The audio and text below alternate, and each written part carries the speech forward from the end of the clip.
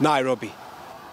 And finally, on to our weekly feature, Smart Farm. And small-scale farmers in Kajiado are increasingly fighting climate change using today's agricultural innovations. In particular, the solar-powered irrigation system is slowly gaining popularity as pastoralists hard hit by drought conditions shift to crop farming. Our very own Dennis Atieno tells us more on this week's Smart Farm. Smart Farm, brought to you by Equity. Are you members of a chama and are running a farming business? Achieve your farming goals through Pamoja Group Loan of up to 10 million shillings. No collateral required. Visit any Equity Bank branch to apply.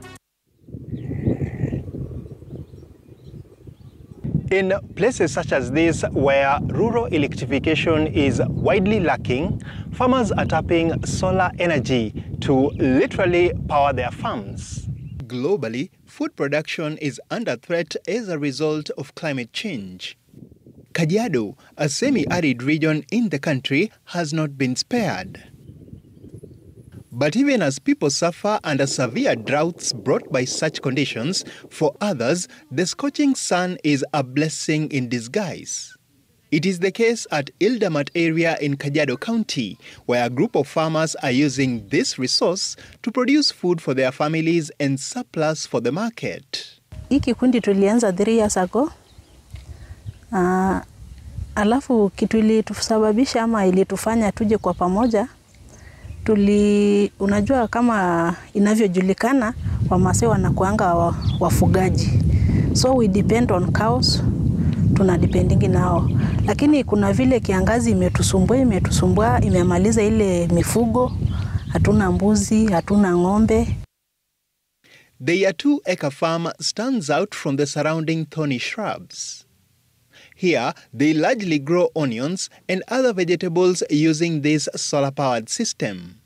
Tukiweka kwa shamba, hii maji mwagiki sana kama vile inakuja na kuchukua mbolea, inakaa tu kwa shamba, inaingia kwa hiyo mmea tulipanda. Tunaona ni mzuri sana kabisa. Solar imetusaidia sana kwa sababu ya kwanza haina gharama. Unajua hizo zingine kama electricity, kama diesel ziko na gharama, lakini solar haina gharama na pia haina uchafuzi wa hewa. The farmers have acquired the solar-powered systems through an ongoing intervention by ALIN, an NGO that is working to improve the livelihoods of communities in East Africa through sustainable agriculture.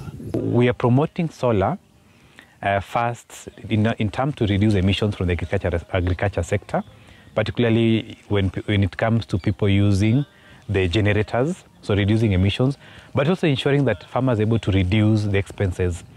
Because right now, when you compare price that you lose for fuel, and for farmers, particularly when you're using even drips or you're using irrigation, you'll find that most of the time, particularly in dry areas like Kajiado, you might end up having to irrigate your farm every day, or even thrice per week.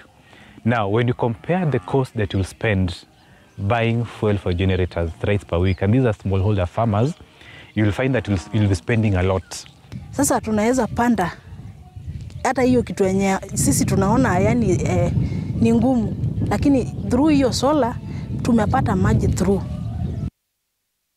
The project has introduced solar-powered irrigation systems in combination with drip irrigation. The technology has helped to ensure an integrated approach to water, soil, nutrients and energy management at the farm. So at the end of the day, we find that soil is not interfered with, nutrients are not interfered with, and water conservation is key or taken into consideration. Tulikuwa tunatumia tu hizi borehole saa kupiga generator. Saa hii tuko na hiyo solar ya kupump maji, na tumejua kweli hii jua badala ya kupoteza jua bure ya Mungu iende, imetusaidia sana. The shift to crop farming has changed the farmers' fortunes as they make commercial sense of their venture. We hope once they harvest during the first season, from the income that they get, they'll be able to plow back part of the income in their farm, but at the same time, part of the income, they can be able to, again, even support some of their members to also start practicing climate-smart agriculture in terms of even setting aside just a small portion of their farm to be under solar-powered drip irrigation. The use of solar power on farms requires long-term commitment and innovative solutions, a majority of which should enable farmers overcome a bulk of challenges they face. Dennis Otieno, Smart Farm. Smart Farm.